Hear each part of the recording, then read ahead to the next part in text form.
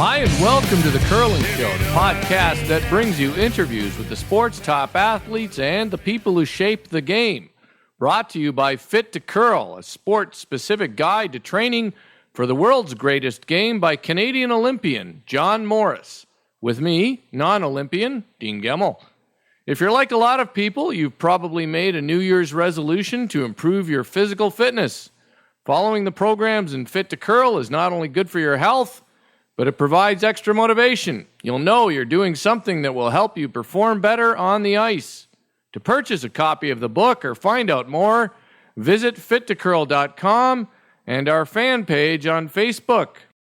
The skip of the team that failed to qualify at the 2009 Horizon Laser Vision Center Classic and the lead on the 2010 Canadian Olympic men's curling team, Ben Hebert. Welcome back to the Curling Show.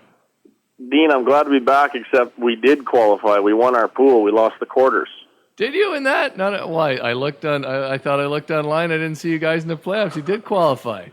I went 4-1 with my dad and my uncle and my cousin. Just a little fun little throw together team, and we went 4-1 and we lost the quarters to Jamie Schneider. So I got to take a little more credit than that. That's a pretty good showing then. I thought you had Kennedy with you on that. They showed Kennedy. Yeah, Mark was going to come and throw the last rocks, and I'd call the game, because obviously I call a smarter game than him, and then he jammed on me last minute, so I got my Uncle Brad, who hadn't curled in like 6 years. He skipped Saskatchewan in the Brier in 1992 here in Regina, so he came and played, and then my dad and my cousin Dustin Kidby. It was a fun little spiel. We won $1,200. See, I did not give you nearly enough credit then, Ben. I'm glad you cleared that up, because I think they need to clear that up on the site, because I don't know if it's reflected, or maybe it's just that maybe you weren't named the skip when it came down to the when they did the draw. But anyways, we got to get that cleared up. But I just wanted to correct you, that's all. Well, I appreciate it, man. I got the 2010 Canadian Olympic men's curling team thing right, though. That was bang on, you bet. I'm a top-notch journalist. So it's been a couple of weeks. What's life been like since that win in Edmonton? Oh, life's been great. It's obviously nice to come home for Christmas and everyone congratulating you and wanting to see you, and lots of hugs and kisses from the family, all that kind of stuff. And so it's been great. I hung around Edmonton for a few days and did some Christmas shopping, and then I zipped back to Saskatchewan. I'm in Regina right now, obviously spending Christmas here with my family, and then heading back to Edmonton before go off for a few days with the guys. So it's been really good, minus the weather. Minus the snowstorm you're in right now. Hey. Yeah, we've had a massive snowstorm here the last couple of days. I've been doing nothing but shoveling. Shoveling, you might want to invest in a snowblower now. You're not kidding. I'm thinking about it. Yeah, you got to keep that back, in good shape for the Olympics. So Yeah. Hey, talk about your team's week at the Roar. I was out in Edmonton for the first part of that week, and you guys didn't exactly burst out of the gates. You're 1-1 after playing Jason Gunlickson and Pat Simmons. Maybe not that happy with their game early, but then when did things start to come together for everyone, and how much concern was there during those first couple of games? Well, the first game against Gunlickson, we actually didn't play that bad. I think that was probably Gunner's best game of the week. They played really good against us. They maybe were a little excited, and they came out and actually played a pretty good game. And then after that, it just seemed like they didn't kind of get their game going again. I was actually surprised they went 0-7, but for us in particular, we didn't play terrible against Gunlickson. Kevin didn't play very good against Pat. It's not a secret. If your skip doesn't play good, you don't win. And then the next couple games against, I think we played Wayne and Jeff. We played okay. We weren't really great there, but we got kind of some good breaks in those two games to get us off to a 3-1 start. And then things started to turn around when we started playing Furby and Cooey and Howard. Then, me and Mark and John actually played pretty well at the start of the week, and Kevin was just kind of struggling a little bit, but he made the right shots. Like there's games where Kevin shoots 90, but he misses a couple bad ones, and then we end up losing. In those games, he was only shooting maybe high 70s, low 80s, but he made the right shots. Every time we needed them to make a good draw or a good hit and roll or something, he was making them. And so that's we were just kind of hanging on a little bit there, and then our skipper started to dial in there the last half of the week in the playoffs, and then he was lights out after that, and we were pretty confident once he started rolling. Yeah, that was the case. I mean, during the last part there, he was the usual Kevin Martin sharp. Early on, it was surprising to see Kevin Martin 6 out of 8 in terms of percentages, but you're right, he was managing to make the right shots. Interesting point, the percentages aren't always the biggest deal.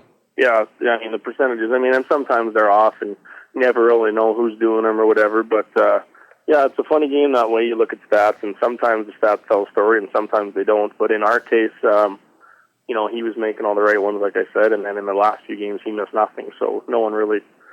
He plays like that, and if any skip plays like that, the other team doesn't have much of a chance, and he definitely won us those last couple of games. Even though it's old news now, you were at the center of this, so we have to talk about it for a moment. The last game in the round robin, when Richard Hart accused you of dumping on Kevin's first rock in the ninth end, you denied it, your team denied it. Now Cameron of the Calgary Herald wrote on his blog that he'd never heard you were a dumper before. But then, however, Al wrote about a few players and coaches who, although they wouldn't say so publicly, said it wasn't the first time they've seen it happen. What's your take on all that? You know what? Obviously, I read about it and whatever, and Richie called something that he saw, and you know what? I actually did watch the replay, and it looked like my broom did lift straight up. Like, I'm not going to sit here and say I didn't do that. Like, but the intent of it, and it didn't affect the rock, and like I was watching the game, it was fiery. It was a good game. I mean, for Richie to show intensity out there, and for our team to show intensity out there, I think is great for the sport. You don't want to always be Mr. Nice Guy to the other team, although we are friends with those guys, and they're a good team. We've played them a million times. It's super competitive out there against those guys, and it's just like it is against Furby's team or Cooey's team or all the top teams, Stoughton's team. And that stuff happens in sport. I know it's curling. It's supposed to be a gentleman's game, but, things like that happen, and, my intent obviously was never to do that, and it was simply just we were going hard to get by the guard, and as soon as we were by the guard, they streamed off, and I just got off the rock as quick as I possibly could. And it so happened my broom went up. The rock didn't pick. It didn't slow down, nothing like that. That's where the rock was going to end up anyways. And for the whole thing about the dumping stuff, I mean, I don't really know per se. Like, I'm young in the sport, and you hear the older guys saying, "Oh, that works." The chances actually of you dumping on a rock where you put your broom in front of the rock, and maybe your broom grabs something. And then when you lift up, maybe it drops something, and then maybe the rock catches it, and then maybe it slows down. Like, give me a break. A bit of a black art if you could do it, wouldn't it be? It is, and it's kind of like it's not a myth, but it's kind of like maybe it could happen. And it's frowned upon in the sport, and you never really ever see anyone do it intentionally. I certainly never do it intentionally. I've seen other people do it, not intentionally. It's just you're sweeping hard. You're skipping your third scream off, and wherever your broom is at that point, you get off the rock as quick as you can. Yeah. Even the stuff with the corner sweeping, I see teams if that stuff really works for teams and I actually think it works, maybe it does work. I've never believed in it, so there's no chance I would ever do it. But, when you hear guys, when it says a Western Canadian curler said this, I'm sorry. I feel bad for the people that have to say that stuff because you want to know the real. They're jealous. Give me a break.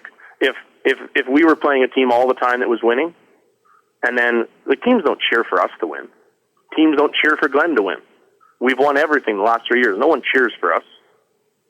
That's not a secret amongst all the other teams.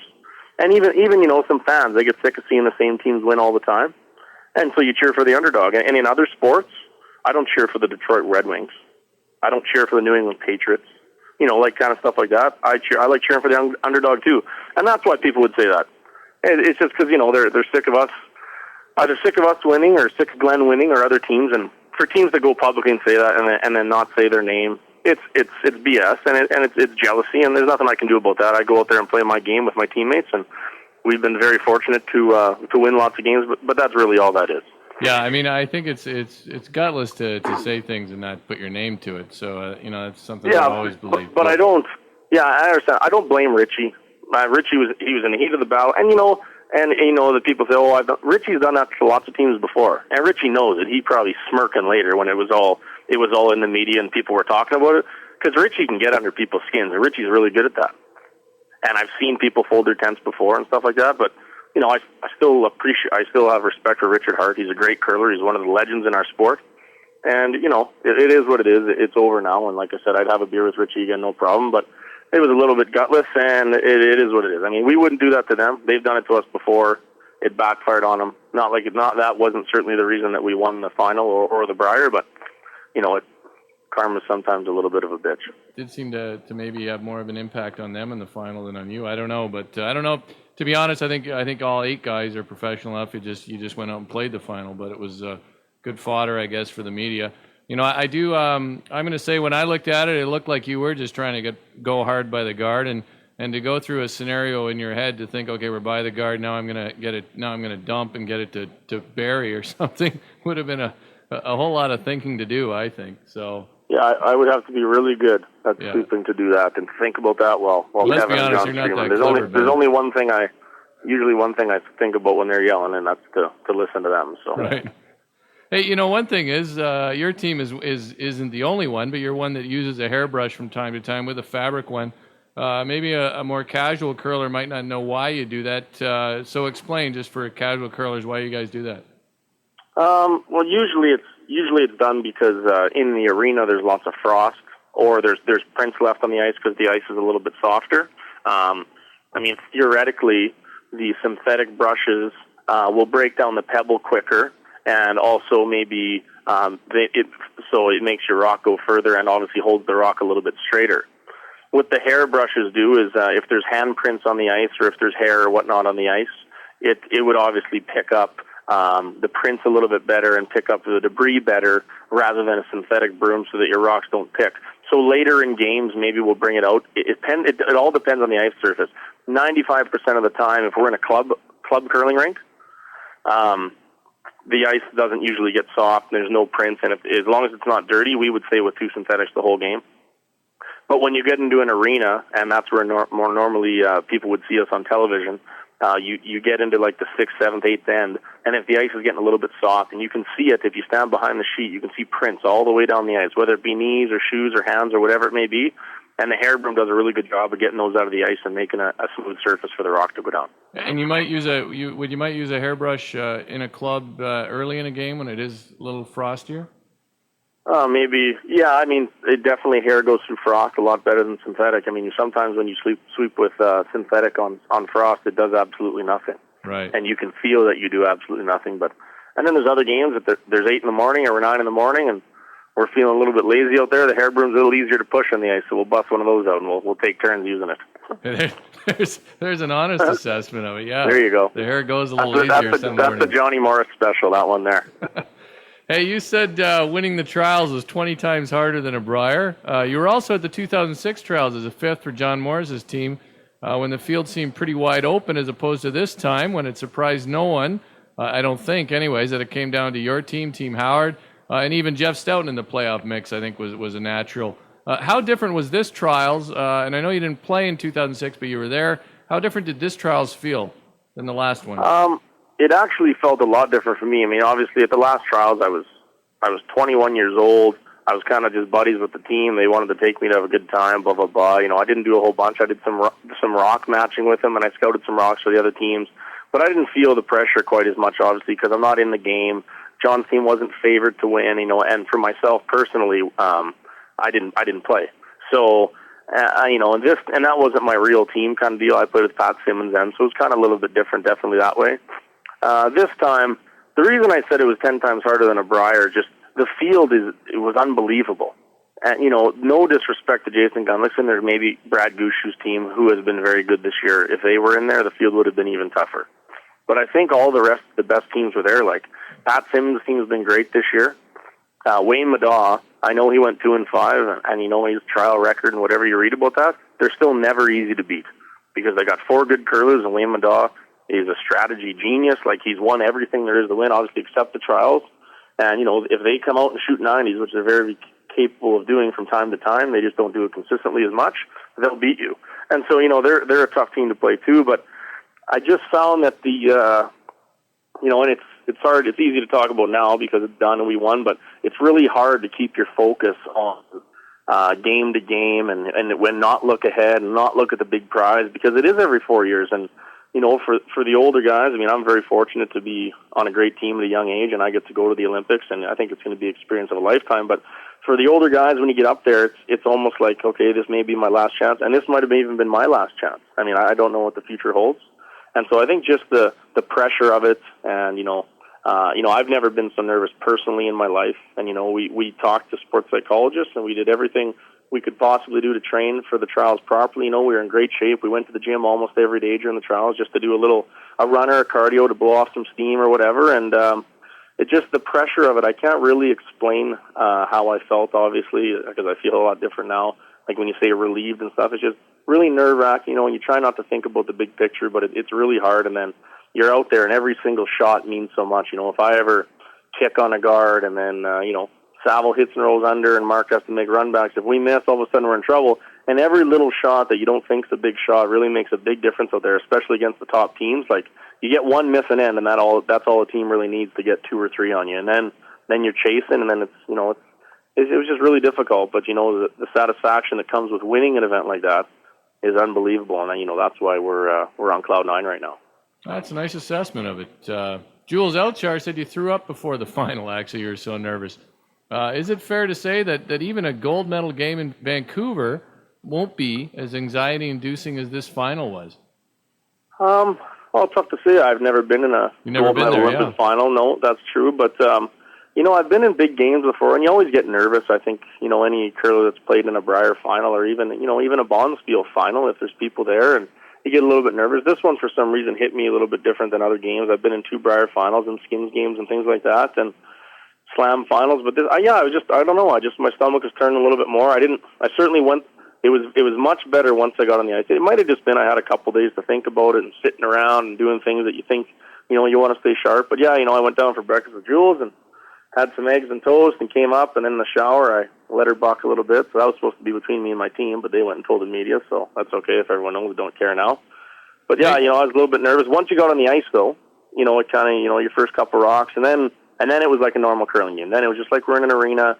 You weren't really thinking about the big picture until obviously after the 9th end we knew it was over, and that's kind of when you started to sink in. Well, and I think the killer of that game too is second place is so brutal. To me it's worse than second place at the Olympics because you get you get a plaque, right? I mean it's tough. It's a brutal. That final is brutal to me. It just so I don't think anybody begrudges a guy who tosses his cookies before it. Yeah. Yeah, I agree with you. It's not. I don't think it's necessarily fair that you see some of the teams that get to go to the Olympics from other countries, and then you have teams like Glenn Howard sitting at home watching when clearly they're either top 2 or top 3 teams in the whole world. But I mean, the Olympics that's the unique thing about coming out of Canada. Is it's such a tough thing. The Olympics is a totally new game, and so yeah, I mean it is what it is. Obviously, you're not going to change that. But I definitely agree with you. Second place isn't fun in any event, but definitely in the Olympic trials, it would sting definitely a little bit more. Hey, outside of Kevin, have you talked to any other Olympians about what the experience is going to be like? No, I have. Well, kind of a little bit. I shouldn't say that. I text messaged a little bit with Jamie Korab. He's a good buddy of mine and great guy, and he texted me and said, "Hey guys, you're going to have the time of your lifetime. If you need anything, give me a call. I'll give you the heads up." Jan Betker had sent me an email, and Joan McCusker, I've talked to her, and other than that, since I won, I haven't talked to any other Olympians. But if I wanted any, I guess advice, I could go to Kevin, or there's a few other people I know. So I'm sure they'll be there. Hey, now that you're going and you've had a couple of weeks to contemplate it, are you glad the Olympics are just a short time from now in February? Yeah, I really am. It's nice, when you see some teams training for 3 years and they know they get to go and stuff like that, and that would be great too if you were in their shoes. But it doesn't work like that in this country when you have so many good teams. But you're really excited, and you hate to sit around and be excited for 3 months or 2 years straight. It's nice to come home, relax at Christmas time with everybody, do your thing, and then we have a really busy January where you get to play some high quality competition, and then get right back out of the Olympics. And we're playing really well right now. Everyone's confident. We just came off a great event, and we want to have a successful January as well. There's some great spiels there, playing against some good teams, and so we're going to want to play well there. And hopefully, if we do play well, we can keep that going into February. So I actually really do. I wish it started next week, but that's in February, and we got a month to train and prepare, and the CCA is doing all they can to help us out. So it's going to be a good month. You'll play two Capital One Grand Slams in January that you noted. That's sort of going to be it for you guys, though, right? I mean, I don't think you guys are going to travel overseas, are you? No, we got the Capital One Grand Slam in Guelph, and then the following weekend we're actually in Rama for the TSN Skins game. Right. And then the following weekend we're in Winnipeg. So we got 3 big events in a row, and then we actually are going to head out to Vancouver with Cheryl Bernard's team and check out the village and the facility and just to kind of get comfortable with our surroundings, and so that when we come home for a week and practice, and then gone to the games for 3 weeks, 21 days we're gone for. So. Is that how long you're there? Eh? That's that's a lifetime. Are you staying in the Athletes Village? I think we stay in the village for the first few days, but during our competition, we get out of there and stay in a hotel. I guess that's recommended by everybody, so that's kind of what we're going to do. Right, that makes sense, and it's what you guys are used to as well, right? I mean, yeah, we don't want to. We're going there for a purpose. I definitely want to soak it all in and have fun and make some great memories there and stuff. But the most important goal for our team certainly is to go and win. I mean, we want to win every bonspiel we go in, and obviously on the national stage representing your country at the Olympics, there's no difference there. We still definitely want to go and win. Hey, what about the Alberta Provincials? Was there any real consideration given to playing in that? Yeah, there actually was. We talked about it because it's like you said, we could have played in it. The only problem was scheduling. Like, we're going to Vancouver, like I said, to check out the facility and look at a few things. The last weekend in January, we would have came home. We only would have had 2 days before provincials. Our provincials would end on a Sunday, the 7th, and then we'd leave on the 8th for Vancouver. So, I mean, if it was another week in between, we definitely would have played. I mean, now we're not curling it all in March, which is nice. We get a little break, but you still like to play in the provincials and and have a chance to go to the Brier. I mean, we would have. I'm sure we could have, if we would have played well there. We definitely would have had a shot to go. And it's kind of bittersweet. I mean, we get to go to the Olympics, and that's our goal, and that's what everyone wants to play in. But we'd won 2 back-to-back Briers, and we hadn't lost the game, and it would have been nice to maybe give it a go and try again. But you're not going to hear any complaining out of our team, that's for sure. Yeah, you'd hear the violin start up too when you did that. If you complained about not going to play in a Brier. Hey, this team started playing together in 2006, 2007. What does that seem like? A lifetime ago or just last week? That's a good question. Sometimes it seems like a lifetime ago, and then sometimes it feels like last week. But I don't really know. It depends.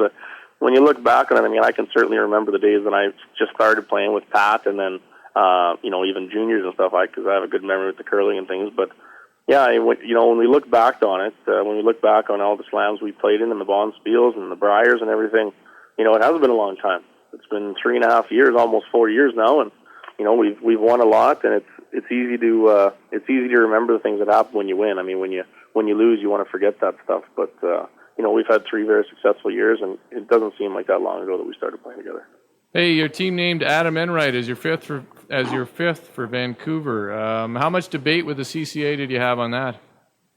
The CCA, they were really good about it. They said, you guys do what you want and take whoever you'd like, and they suggested a few people that they kind of thought maybe could play at a high level in the back end. I could also sweep in case myself or Mark went down, but we just didn't think anyone that they mentioned or that we talked about would be quite as good as a fit as Adam. Adam's a great fifth man, and we kind of got good karma with Adam. We took him to the 08 Brier and the Worlds, and we won them both. And then the following year, we took Terry Meek, and we won the Brier and lost the Worlds. And then we took Adam again this year, and we won the trial. So it's kind of a good omen to take Adam. And you know what, Adam, I mean, for the people around tour know, Adam's a good player. He plays second on Chris Shirley's team. They've been in the Player Championship. They've won a few bonspiels, and he's a good player. I mean, certainly if Kevin or Johnny went down, obviously Mark's capable of moving up and could play third, and then we could fill Adam in at second or lead or whatever. So, it's not like we were going to be without, and we thought that team chemistry was more important than having someone, like you said, Glenn Howard or, Dave Neto in there, something like that, with another great player. And you make a good point, and your team's a little unique in that John could move to skip pretty easily. Certainly knows how to play that position. So it's not like you needed to take someone who could skip if that was required. Yeah, I mean, obviously John can do that, and it's no secret that Mark's a great player, and he can move up and play third too. So yeah, it's a good situation for us. I mean, other teams, maybe they would have taken someone, maybe they would have taken John, maybe they would have taken Mark. I don't really know exactly, but we have some options on our team, and Adam's he's a great fit for us and gets along really well with Jules.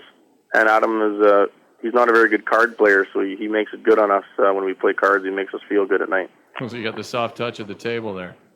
No, he's terrible, so he helps us out. He lets us win, so puts us in a good mood.